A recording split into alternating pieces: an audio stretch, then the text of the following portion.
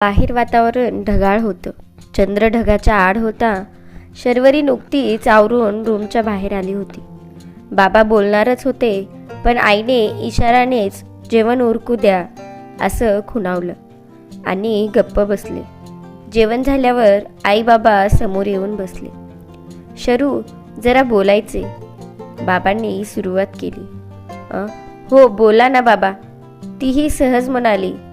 तू अचानक परतण्याचा निर्णय का घेतलास? काही नाही बाबा, अभ्यास आणि नंतर सगळी कामं नाही झेपत. त्यापेक्षा मी इथून येऊन जाऊन करीन. तेवढा अभ्यासाला जास्त वेळ देता येईल. तिने तात्पुरतं कारण देऊन बाबाचं समाधान केलं. झोपायला जाते सांगून ती रूममध्ये आली. नेहमीप्रमाणे ठकणारी छाती ओली झाली आणि तिच्या अश्रूंचा बांध फुटला. दुधासाठी कासावीस झालेल्या छकुलीचा चेहरा क्षणभर डोळ्यापुढे तरळला आणि न राहून तिने फोनला हात घातला. 3 आठवडे ठेवलेला संयम आज तुटला होता. फोनची रिंग जात होती आणि तिची धडधड वाढली होती. समोरून कोणी उचलू नये असं वाटत असताना त्याचा मृदू स्वर कानी आला. बोल. खोल दरीतून प्रतिध्वनी उमटावा तसा काहीसा वाटला तिला. तो झोपली? ती कशीबशी बोलली. हो, आत्ताच झोपवलं तिला. रडून रडून अंकात केला होता. नाकी 9 आले होते माझ्या. तो लहान आहे, ती तिच्या कलाने घ्या. हळूहळू होईल सवय तिलाही आणि तुम्हालाही. हां, असा दीर्घ हुंकार आला आणि समोरून फोन कट झाला. शर्वरीला घरी येऊन 3 महिने लोटले होते. एक दिवस कॉलेजमधून ती जरा उशिराच घरी पोहोचली. संध्याकाळचे 7:30ची वेळ. ऊन कलली होती. बसमधून उतरली. समोर अंगणात 4 चाकी उभी दिसली. यावेळी कोण आलं असावं असा विचार करत गाडीजवळ पोहोचली. नंबर प्लेटवर नजर जाताच जरा गोंधळली, कारण ती त्याची गाडी होती. तो इथे कसा? त्याला इथला पत्ता कोणी दिला? का आला असेल? अशा सगळ्या विचारांचे मोहळ मनात उठते न उठते तोच तिची छकुली आई म्हणत तिला येऊन बिलगली. क्षणभर तिला हसावं की रडावं कळेना, पण तोवर तिच्यातल्या आईला आवेग आवरला नाही. तिने छकुलीला उचलून घेतलं आणि तिचे मुके घेतले. तिला घेऊन ती घरात प्रवेशली. तो आणि तिचे बाबा हॉलमध्ये बसले होते. तिने छकुलीला खाली उतरवलं, पण ती कशीच तिला सोडायला तयार होईना. तिला चिटकून उभी राहिली आणि तशीच आपल्या बाबांना म्हणाली, बाबा, आई आली, आता आपण आपल्या घरी जाऊयात. तिला घेऊन ती निरागस पोर बोबड्या आवाजात सहज म्हणून गेली. शर्वरीला तिच्या पायाभोवती तिच्या चिमुकल्या हाताची पकड अजून घट्ट झाल्याची जाणवली. हो, पण तिला येऊ तर देत आधी. आत्ताच आली आहे की नाही ती कॉलेजमधून? आत्ताच आली आहे की नाही ती कॉलेजमधून? तिला फ्रेश होऊ दे. तो कशी तरी त्या चिमुकल्या जीवाची समजूत काढण्याचा आटोकाट प्रयत्न करत होता. तिने एक वार त्याच्याकडे पाहिलं आणि कोपऱ्यात उभ्या असलेल्या आई आणि ताईकडे पाहिलं. त्या दोघी प्रश्नार्थक नजरेने तिच्याकडे बघत होत्या. बाबाकडे बघण्याची तिला हिंमत होईना. कसे तरी त्यांच्याकडे पाहिलं. त्यांच्या डोळ्यात अंगार फुलला होता. बाबा, हिला झोपवते मी आणि नंतर तुम्हाला सारं सांगते. प्लीज आता काही रिॲक्ट करू नका. लहान आहे ती, सहन नाही होणार तिला. ती धीराने उदारली. बाबांनी एकदा छकुलीकडे पाहिलं. तीही किलकिल्या नजरेने त्यांच्याकडे कुतूहलाने बघत होती. ते उठले, तिच्या डोक्यावरून हात फिरवला आणि बाहेर निघून गेले. तशी शर्वरी स्वयंपाकघरात आली. मागोमाग छकुलीसुद्धा धावली. तो आताच पोहोचलाय आणि या गोंधळात आई त्याला चहा वगैरे विचारायचंच हे तिनं पुरतं हेरलं होतं. तिने पटकन चहाचं आदन गॅसवर चढवलं. छकुली पायापाशी कुरबुर करत होती. तिला पुन्हा उचलून घेत तिने विचारलं, पिल्लू, खाऊ हवाय का? नको. छकुलीने नाक मुरडलं. जा बघू मग बाहेर, बाबाकडे जा.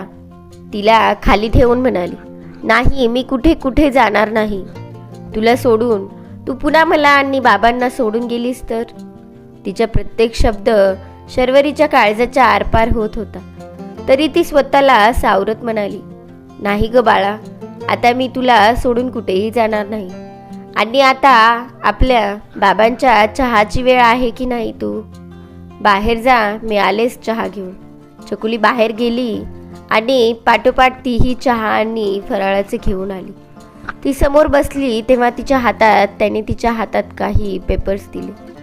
तिने ते वाचले. तिला काही समजेनासे झालं होतं. तिने गोंधळून त्याच्याकडे पाहिलं.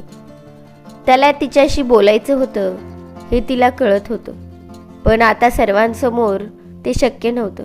तेवढ्यात बाहेर ताईसोबत खेळत असलेली छकुली तिच्याकडे आली आणि कुरबुर करू लागली. तिच्या झोपेची वेळ झाली होती. शर्वरीने तिला उचलून आत नेलं. बेडवर झोपवण्याचा प्रयत्न करू लागली, पण ती कशीच ऐकना. तिच्या तरी काय दोष होता. तिला झोपताना आई आणि बाबा दोघे सोबत हवे असायचे. आईच्या कुशीत बाबाची गोष्ट ऐकत झोपण्याची सवय झाली होती तिला. शेवटी तिच्या हट्टापुढे शर्वरीने हात टेकले आणि ती दाराची कडी काढून बाहेर डोकावली. सर, जरा आत या ना, तिनं अवघडून म्हटलं. तोही काही न बोलता आत आला आणि तिने दरवाजा लावला. आता बेडवर तिघे झोपले होते. छकुली सुद्धा बरीचशी शांत झाली होती. सवयीने माने खालून वरच्या बाजूला असलेल्या शर्वरीचा हात शेखरच्या हातात होता. गोष्ट ऐकता ऐकता छकुली तिच्या दिशेने वळली आणि तिच्या चिमुकल्या ओठांचा शर्वरीच्या छातीला स्पर्श झाला आणि तिच्यातली आई मनोमन सुखावली. एरवी ओघळून जाणारं दूध आज कितीतरी काळानंतर सार्थकी लागत होतं. छकुलीने दूध ओढताच तिच्या छातीत कळ उठली आणि नकळत शेखरचा हात जोरात दाबला गेला आणि तिच्या चेहऱ्यावर वेदनेची तिरपी रेघ उमटली. काय ग, ठीक आहेस ना? काय होते? शेखर घाबरागुबरा होऊन विचारत होता. अहो, घाबरू नका, काही नाही झालं. खूप दिवसांनी तिला पाजते ना, म्हणून जराशी तिने ओढल्यावर कळ आली. आता काही नाही होत, असं हाताची पकड सैल करत ती म्हणाली. शरू, त्याने आर्ततेनं हाक मारली, पण पुढचे शब्द काही उमटलेच नाही. त्याच्या डोळ्यातली आसवे तिला सारं सांगून गेली. छकुलीला गाढ झोप लागली होती. तिला नीट झोपून बाजूला उशी लावून दोघे रूम बाहेर. आता त्यांना वादळाला समोर जायचं होतं. शर्वरी बाहेर येताच बाबा तिच्यावर तुटून पडले. लाताबुक्के झाडत त्यांच्या तोंडाचा पट्टा सुरू झाला. कुलक्षणी कार्टी, काय कमी केलं होतं तुला आजवर? रक्ताचं पाणी करून तुला शिकवलं, एवढा विश्वास ठेवून स्वतंत्र दिलं, त्याचा असा फायदा घेतलास? हे गुण उधळलेस बाहेर, तोंड दाखवायला जागा नाही ठेवलीस आणि बरंचसं काही. शर्वरी फक्त मार खात होती. आई बाजूला मुसमुसत उभी होती. शेखरला ते सहन झालं नाही आणि शेवटी तो मध्ये पडला.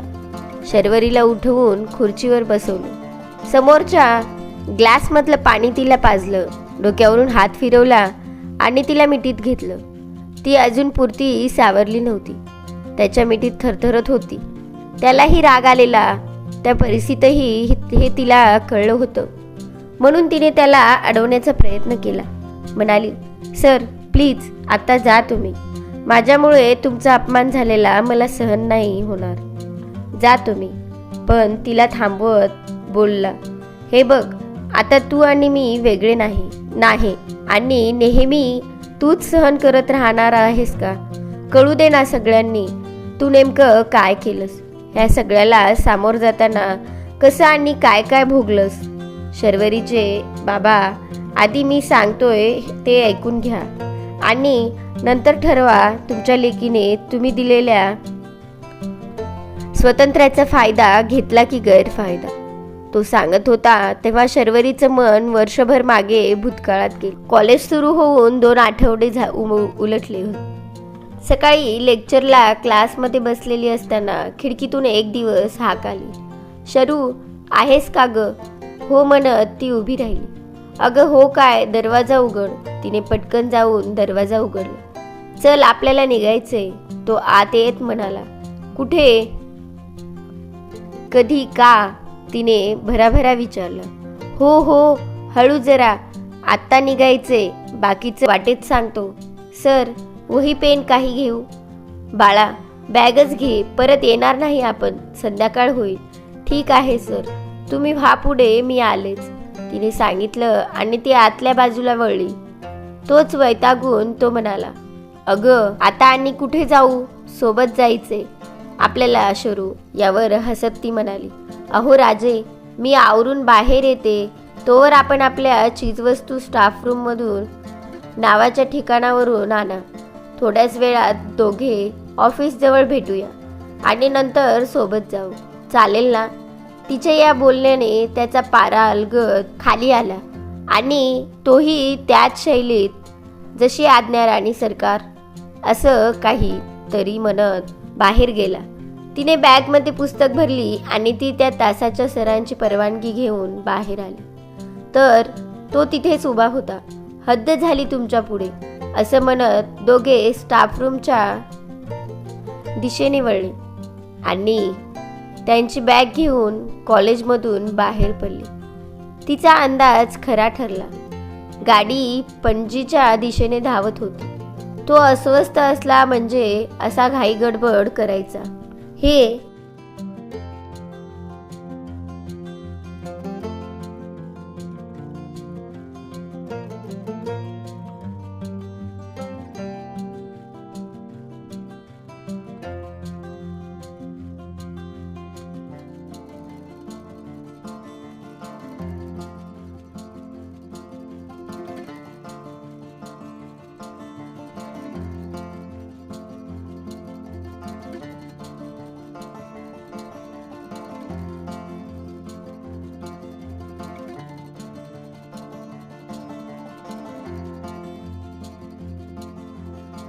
काय होईल शर्वरीचं हे पाहण्यासाठी पुढचा भाग पाहूया. तुम्ही व्हिडिओ शेवटपर्यंत पाहिलात त्याबद्दल तुमचे मनापासून आभार. तुम्हाला व्हिडिओ कसा वाटला ते कमेंटमध्ये सांगायला विसरू नका. असेच नवनवीन व्हिडिओ पाहण्यासाठी व्हिडिओला लाईक करा, शेअर करा आणि चॅनलला सबस्क्राईब करायला विसरू नका. भेटूया पुढच्या भागात. तोपर्यंत धन्यवाद.